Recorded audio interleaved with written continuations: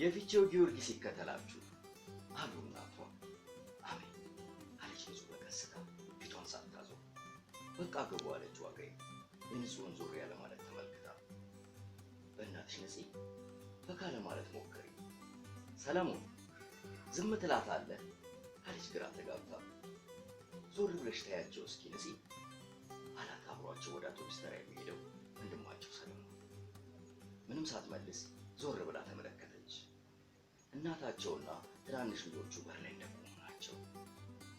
አሁን እንባዋን እንደማያዩባት እርግጠኛ ነች። ዞር አለችና እጇን አወዛወዘችላቸው። ዋጋዬም እንደዛው አደረገች። ንፄ ብለው እናታቸው ተጣሩ። ዞር ስትል ከቤታቸው በላይ ያለውን ቤተክርስቲያን አመለከቷት። ድንግጥ ብላ አማተበችና ተሳለመች። ጎንበስ ቀና ብላ ከመሳለም ባሻገር ግን በአይምሯ ውስጥ የተመላለሰ ነገር የለም። አሁንም እንባዋ ከዓይኖቿ መውረዱን አላቋረጡም። እህትና ወንድሟም አብረዋት ተሳለሙ። 1966 ዓመተ ምህረት ሊገባ የሚቀረው ጊዜ አንድ ወር አይሞላም። የ15 ዓመት ልጅ የሆነችው ንጽህ ተሻገር እንደ ሌሎቹ እንቁጣጣሾች መጪውን አዲስ ዓመት ከቤተሰቦቿ ጋር አትውልም። ከታላቅ እህቷ ከዋጋዬ ጋር ወደማታውቀው አዲስ አበባ ለመሄድ ቤተሰቦቿን ተሰናብታ በመውጣቷ ሆድ ብሷታል። ግቡ እንጂማ አለ ሰለሞን ጮክ ብሎ። ሁሉም የውጭውን በር ዘግተው ገቡ።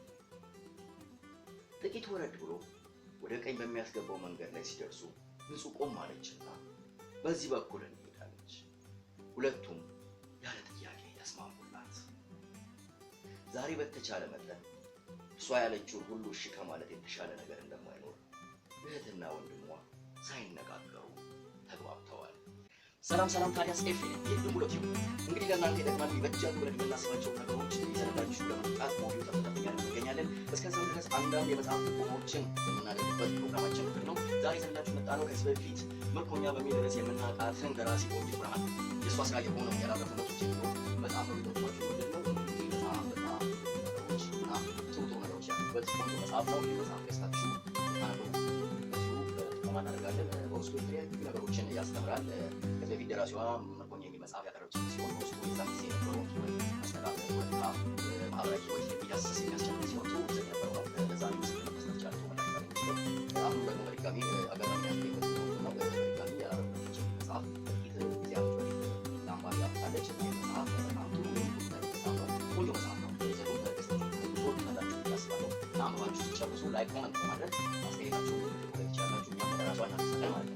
በተረፈ ለእናንተ ይጠቅማሉ ይበጃሉ የምንላቸው ነገሮች ሁሉ ይዘንላችሁ ቀርባለን። ቤተሰብ ለመሆን የሰብስክራይብ ምልክቷን በመጫን የሆን ምልክት መጣችሁ ሆን ማለት ትችላላችሁ። እንደተነበሩ ዛሬ የሚነበሩ ላሽ ማለት ይችላል። እንግዲህ ከእናንተ ጋር የቆየውን ዝግጅቱን እያስተባበሩ አንዳንድ ነገሮችን ወደ እናንተ እያስተላለፉ የቆየሁት ኤፊ ነኝ። ቆይታችሁ ከኤፊ ጋር ነበር። በሌላ ፕሮግራም ተመልሰን እስክንገናኝ ድረስ ባይ ባይ።